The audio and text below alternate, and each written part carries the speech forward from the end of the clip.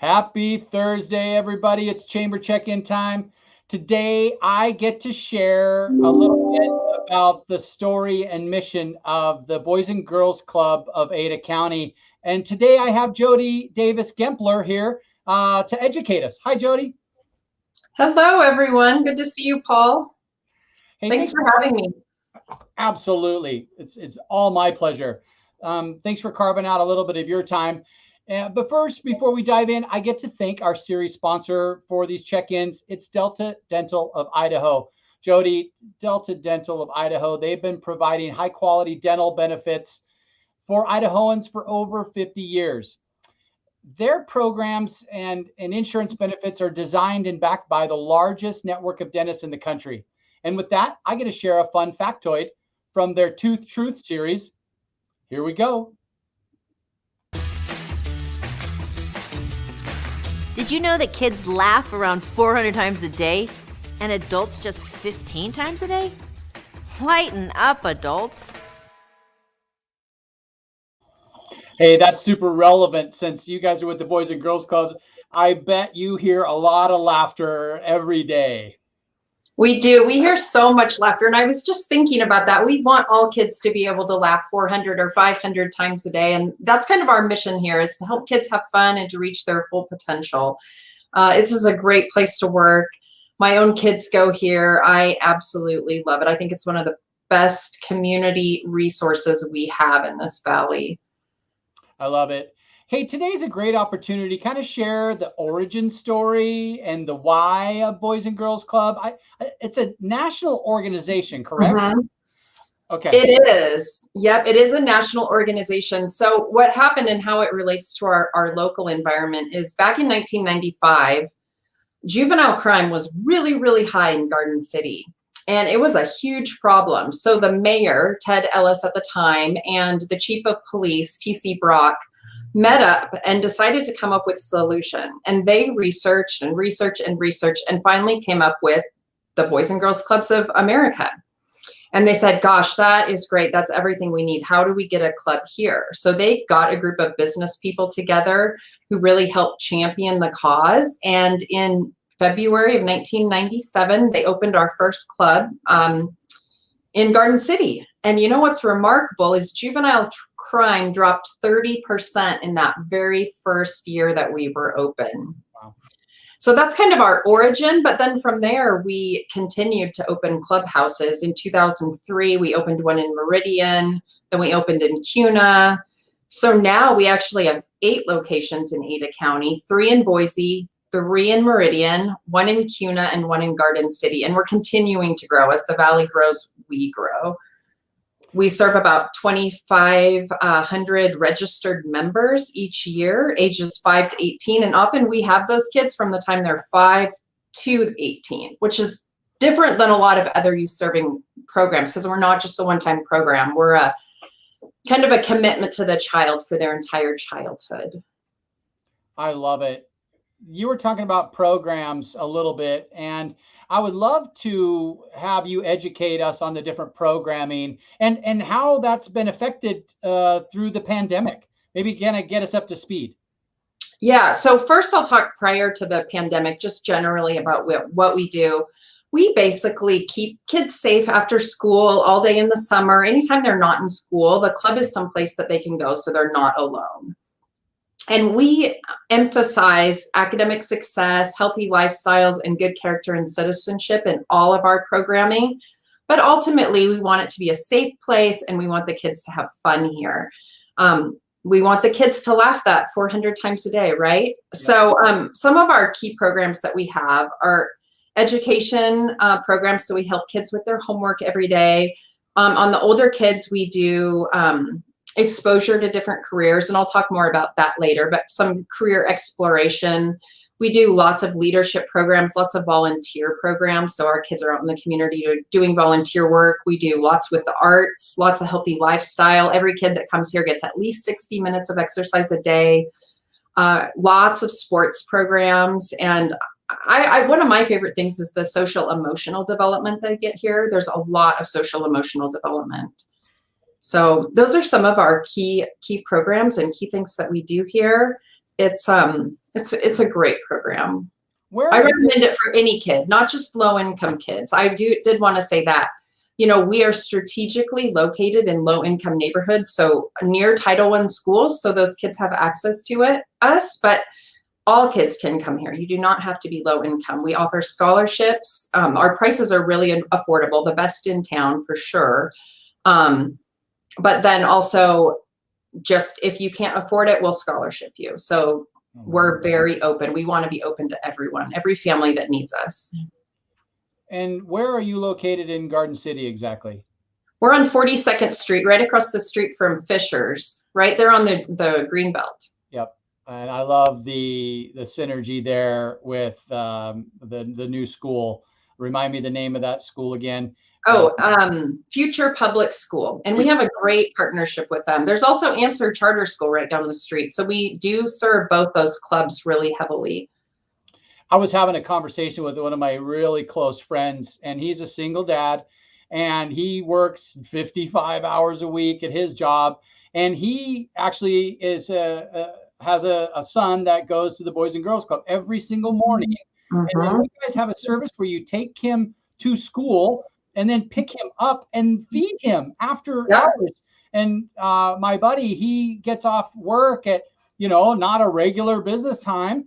And he's able to pick up his son and know that he's been taken care of. Yeah, we provide 350,000 meals a year. So we feed our club locations. And then we also provide the Boys and Girls Clubs in Nampa their food. And so we have a big meal program here. And it's one of the best things we do. I'm a terrible cook. And so I'm so grateful that my kids can eat at the club, because sometimes I just come home from work, I'm drained, and I'm like, I don't know what to cook. Right. Good thing you already ate. No, awesome. It's really helpful for parents. It's really helpful. And the kids, sometimes they eat lunch at 11. So to be able to get like a nice little supper, at 4:30 or 5 is really helpful. Huge. Hey, how do we get involved? And you mentioned club stuff a little bit. What is a club member? So a club member is anyone that signs up with any of our programs. We for teens, it's free. So there's no membership fee for a junior high and high school child. But for the little kids, we do have a $35 before and after school weekly fee, $35 a week, or $25 if you just do after school. And like I said, we offer scholarships to any family that would need it. So a club member is just someone that comes consistently to the Boys and Girls Club, or some kids may come only during holidays. Some may come, every Friday because mom needs them to that day. Okay. And some kids come every single day, and we become their family, their second home. We've had 17-year-olds crying when they have to leave the Boys and Girls Club. There's a lot of fun things to do. Like you were talking about the sport activities and just that team of environment. I love that social piece that you guys offer. Lifetime friendships there. So how do people support the Boys and Girls Club of Ada County? What types of events can we as citizens support? Oh my goodness, there are so many ways that you could support the Boys and Girls Club. First of all, this is great. Get the word out. Let us speak at your social clubs. We have a Wild West auction where we're always looking for items and services. We need volunteers to help us with that event. So if you're interested, reach out to me. I'd love to get you involved with that event. We need volunteers in the club to teach kids help them with their homework or play a game with them, be a mentor. We have golf tournaments every year. We have tons of ways I can plug you in. So we would love to work with you. Okay. I'm going to put down kind of your website here and phone number so people can look and learn a little bit more. There's another thing. We talked on the Wild West auction, the Dolphin Dunk, and the Spud Challenge. The Spud Challenge is that golf tournament every year. When is the Wild West auction and when is the Dolphin Dunk? So the Wild West auction will be Friday, April 29th of 2022. And we'll probably kick it off later this year and start soliciting items and tables, and then really start soliciting hard for items and tables in January of 2022. Our Spud Golf Tournament just happened. It usually happens every September, and our Dolphin Dunk happens every August. Okay, that is so cool. Yeah, those are some of our key events. Tell me again about the Dolphin Dunk. What do? You buy the little dolphins and they go? Yeah, so it's basically like you're adopting a dolphin and betting on it. So you buy like 4 dolphins and they each have numbers, and if they cross the finish line first, you win some amazing prizes. It's a cute little event done by Roaring Springs. They make it really easy on us, and it's just a fun event. The kids can also sell dolphins, so it's fun for them too. I love it. Hey, there's also something really, really cool that I saw on your website today, and it was your Youth of the Year. Yeah. Tell me when that started and share this year's story with us. Sure. So our Youth of the Year celebrates kids that have had obstacles in their lives and just really celebrates the victories that they've overcome. So we had one kid. I remember meeting him when he was 8 years old, and we were walking on the Greenbelt together. It was a group walk, and we saw a snake, and he's like, oh, where I came from, there was a lot of snakes. And I said, oh my goodness, where did you come from? And he said, well, when I was 5 years old, my mom couldn't afford to feed me anymore, so she had to give me up for adoption. It was for him and his little brother. So they were living in an orphanage in Haiti, which didn't sound like ideal conditions, for about 3 years.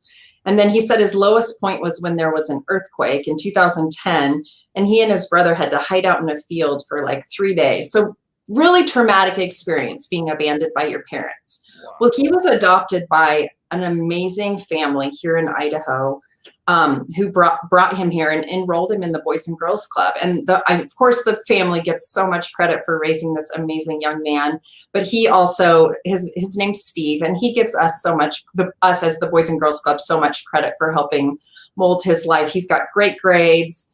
He played in sports. He's got the most positive, like optimistic attitude. And he's recently enrolled in college. He's going to Northwest Nazarene University, and he won our state competition. Then he went on and competed against the Pacific region in the US, won that.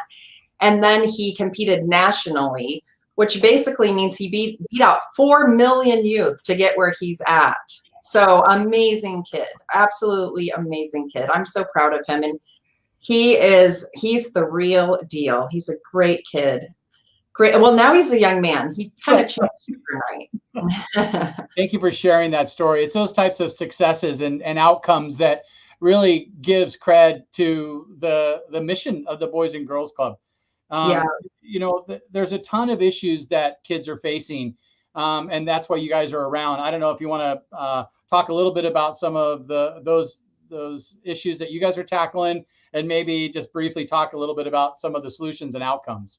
Yeah, I mean, some of the biggest things we see are kind of aligned around our core priorities. For example, obesity is a big problem, and with any kind of health concern that can shorten your lifespan, and making poor choices around drugs, you know, poverty in general. 1 in 5 kids live in poverty, which that creates its own set of barriers.